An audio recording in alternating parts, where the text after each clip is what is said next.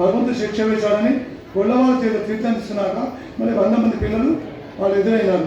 అదే మొదలుకొని ఆ రాజు తుమ్మద మహారాజు కొన్ని సంవత్సరాలు చేసి సూర్యుడు చంద్రుడు ఉన్నంతకాలం కూడా వంశమంతికి వచ్చింది. అంటే అన్నిటికన్నా గొప్పది అతను ఇప్పటికి చూడండి, ఒకళ్ళు సంతతి వెంకట ఒకళ్ళకు 10 మంది పిల్లలు కనాలని సంతోషం ఉన్నది. ఏ రోగాలు లేవు, అప్పటి భోజనము, అప్పటి పద్ధతులు, అప్పటి సిస్టమ్. కాబట్టి అమ్మా దీని సారాంశం ఏంటంటే చాలా ఏది కూడా భక్తితో తీసుకోవాలి.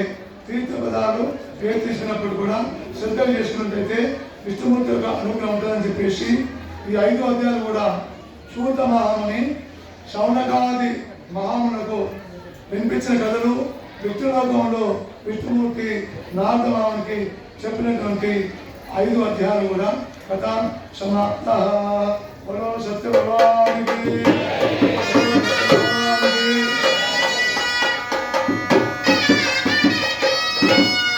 ఈ కథలు ఎవరైతే వింటారో చదువుతారో చేస్తారో సత్యదేవుని అనుగ్రహం వల్ల ఆ కుటుంబానికి శ్రీమన్నారాయణమూర్తి యొక్క విష్ణుమూర్తి లక్ష్మీదేవి అనుగ్రహం ఉంటుందని చెప్పి 5 అధ్యాయాలు కూడా సూత మహాముని చెప్పినటువంటి కథ సమాప్త.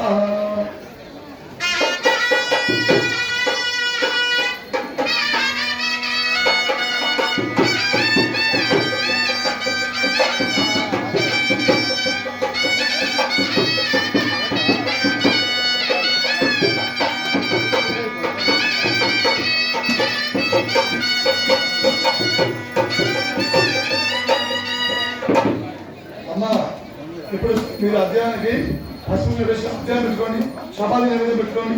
మీకు ఇచ్చాను కదా కవర్లు అచ్చిన వేసుకోండి. ఆ సపాది అంటే డబ్బా కేసులు కొట్టడం వెనకాల మీరు కవర్ ఓపెన్ చేయండి. నాకు శిలా ప్రసాదం ఉంది, శిలా ప్రసాదం పెట్టుకోండి.